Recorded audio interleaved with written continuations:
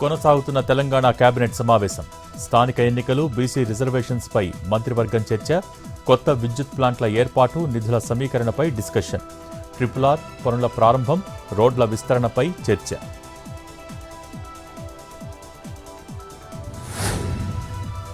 IBomma website నుంచి message release. భారత్లో తమ సేవలు శాశ్వతంగా నిలిపివేస్తున్నట్టు ప్రకటన. అందుకు క్షమాపణలు కోరుతున్నామన్న ఐబొమ్మ.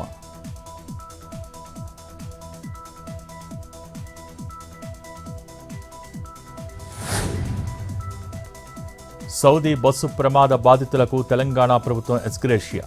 మృతుల కుటుంబాలకు 5 లక్షల పరిహారం. ప్రభుత్వ ప్రతినిధి బృందాన్ని వెంటనే సౌదీకి పంపాలని మంత్రివర్గం నిర్ణయం.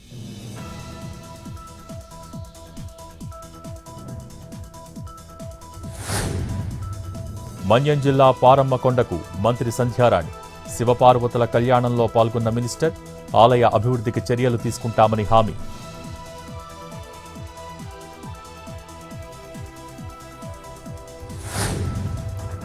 ఓట్ చోరీకి నిరసనగా యూత్ కాంగ్రెస్ నేతల ఆందోళన. బ్యారికేడ్లను దాటేందుకు ప్రయత్నం. పోలీసులు అడ్డుకోవడంతో పరిస్థితి ఉద్రిక్తం.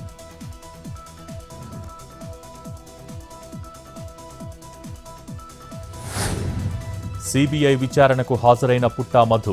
వామన్రావు దంపతుల హత్య కేసులో విచారణకు హాజరు. ఈ కేసులో ఇప్పటికే పలువురిని విచారించిన సిబిఐ.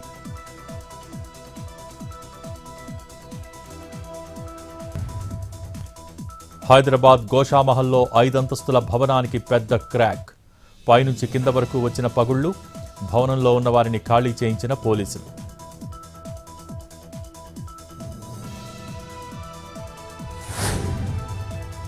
ప్రకాశం జిల్లా తురుమెళ్ల.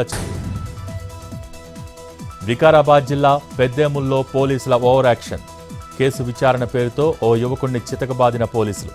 తాండూరు ప్రభుత్వ ఆసుపత్రిలో చికిత్స పొందుతున్న ఫిరోజ్.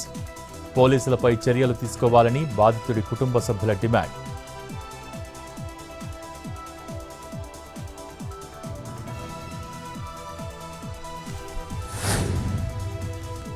విజయవాడ ఇంద్రకీలాద్రి ఆలయ పాలక మండలి సమావేశం. భవానీ దీక్షల విరమణ ఏర్పాట్లపై చర్చ. భక్తులకు ఇబ్బంది కలగకుండా చూడాలని అధికారులకు ఆదేశాలు.